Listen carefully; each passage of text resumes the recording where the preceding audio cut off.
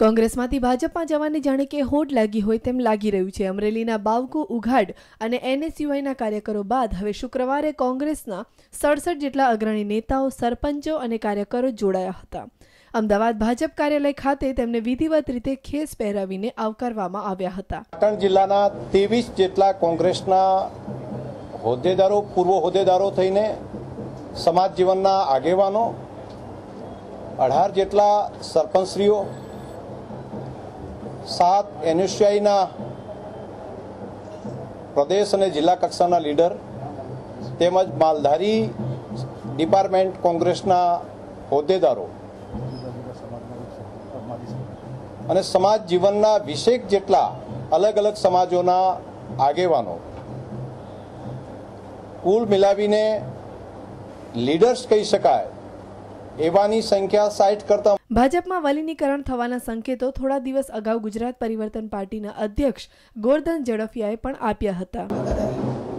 એ તો ગોરધનભાઈએ જ હમણાં 2 દિવસ પહેલા હું માનું છું કે એમણે બતાવ્યું છે।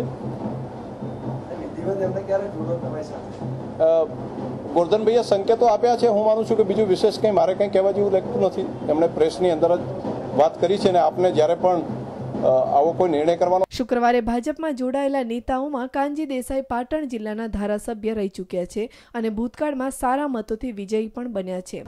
ગુજરાતના CM PM બનતા હોય તો એ જો બીજા રાજ્યો વિચાર એવો કરતા હોય તો ગુજરાતના અમે બધા ગુજરાતમાં છીએ તો ગુજરાતનો મોકો કેમ ચૂકવો એ આપણી પણ જવાબદારી નૈતિક થાય છે। માટે બીજેપી જોઈન્ટ કરું છું।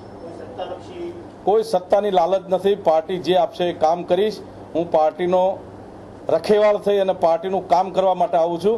હું કોઈ હોદ્દાની લાલચથી અહીંયા જોઈન્ટ થયો નથી અને એવી ભવિષ્ય। કાનજી દેસાઈએ વધુમાં કહ્યું હતું કે કોંગ્રેસ પાર્ટી એકદમ ડૂબી ગઈ છે અને ડૂબતા કોઈ બચાવી શકે તેમ નથી। ઉમેદવારને કહેવાનું આવે તો એને પહેલેથી જ કહી દે છે અને કોંગ્રેસને બાધાવાળું અને કુણી ગોળ ચોટાડવાનું જ આવડે છે।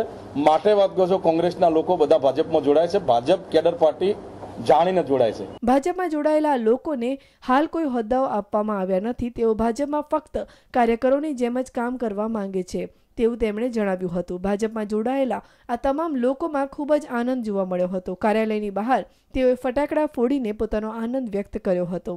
કેમેરામેન ગુરુબક્ષ સંધુ સાથે મિહિર દુધરેજિયા, ન્યૂઝ ઓનલાઈન, અમદાવાદ।